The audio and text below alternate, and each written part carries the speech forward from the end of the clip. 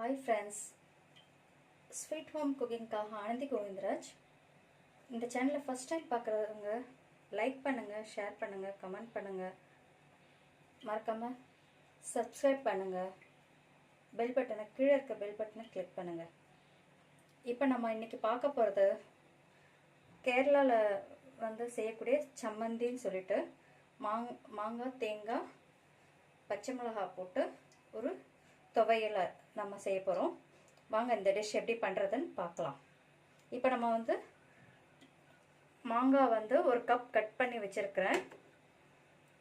ஒரு 6-7 பச்சை மிளகாய், கொஞ்சம் தேங்காய், தேவையான அளவு உப்பு. மாங்காய் வந்து நல்லா புளிப்பாக இருந்தால் நல்லாயிருக்கும், அதுக்கேற்ற காரமும் இருந்தால். எனக்கு காரம் ரொம்ப பிடிக்கும், புளிப்பு காரமும் ரொம்ப பிடிக்கும். அதனால் கொஞ்சம் காரம் கொஞ்சம் தூக்கலாக எடுத்திருக்கேன். அவங்கவுங்களுக்கு காரத்துக்கு ஏற்ற மாதிரி நீங்கள் போட்டுக்கலாம். இப்போ வாங்க இதை எப்படி, சும்மா இதை வந்து அரைச்சி தான் எடுக்க போகிறோம்.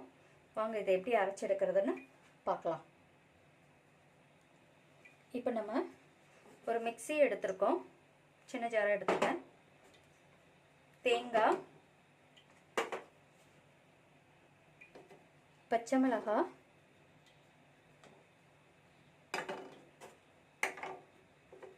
இப்போ இந்த மாங்காவை போட்டுக்கலாம். கொஞ்சம் கொஞ்சமாக போட்டு அரைச்சிக்கலாம். கொஞ்சம் கிரைண்ட் ஆன உடனே திரும்பவும் இதில் இன்னும் கொஞ்சம் மாங்காவை போட்டு அரைச்சி எடுத்துக்கலாம். இப்போ நான் இது கொஞ்சம் கரக்கரன்னு அரைச்சிருக்கேன்.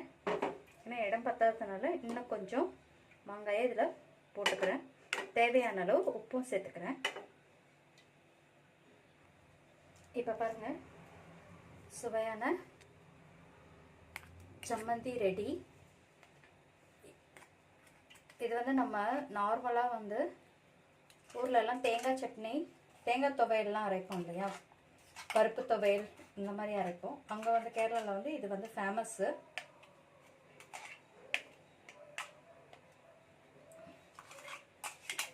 சுவையான கேரளா சம்மந்தி ரெடி. இது நார்மலாக வந்து எல்லா இதுக்குமே நல்லாயிருக்கும்.